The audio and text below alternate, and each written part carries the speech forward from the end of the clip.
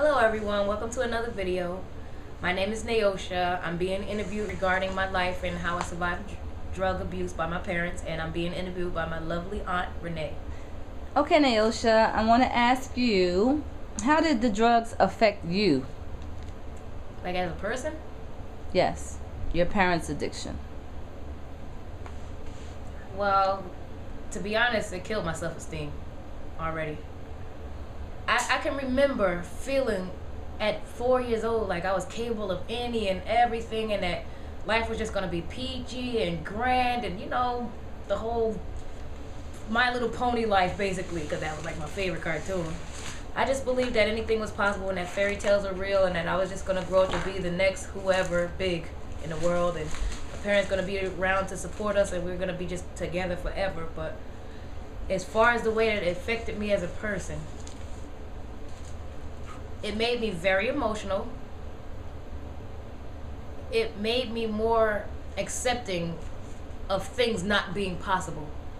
By nature, I'm a optimist, and just their abuse of drugs and just the way our life was, it just made me such a pessimist at times. I never had the word never in my vocabulary until I thought that my parents may never get off drugs, and never is a really, really, really long time. Cause it's hard.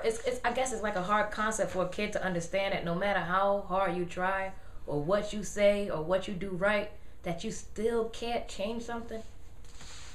And to be honest, I still struggle with that today. I still don't understand, out of all the things that I tried, that something in what I did didn't inspire them to cut that drug habit out a lot sooner. It made me kind of dependent on my older brother, because for a long time it was just him and I in the house when my parents were getting high. And as I mentioned before about all the locked doors and the alone time, I feel like I needed him more than a sister needs a brother. I needed him like a child needs a father or a child needs a mother. He was older than me, so I guess in a way I started looking at him as if he was my dad. Looking at him for answers like, okay, if I couldn't figure out why mommy and daddy were still getting high, if I couldn't figure out why we were hungry, he could tell me.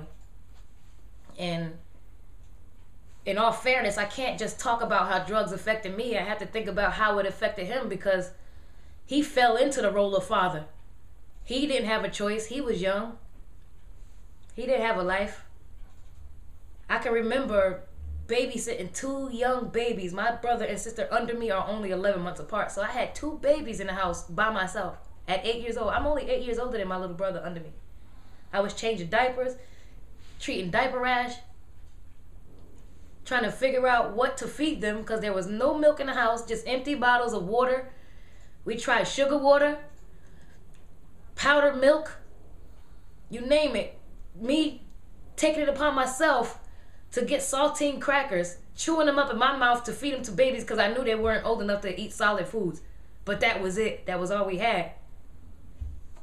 I'm not really sure, and it might sound kind of funny, but I think at one point I didn't understand the concept of you couldn't breastfeed unless you were pregnant. I think I probably tried to breastfeed them too. It was really sad, because even then I knew that since my parents were all messed up, they couldn't fix it. So I had to. And it was too much for me. It caused a lot of meltdowns. It was too much.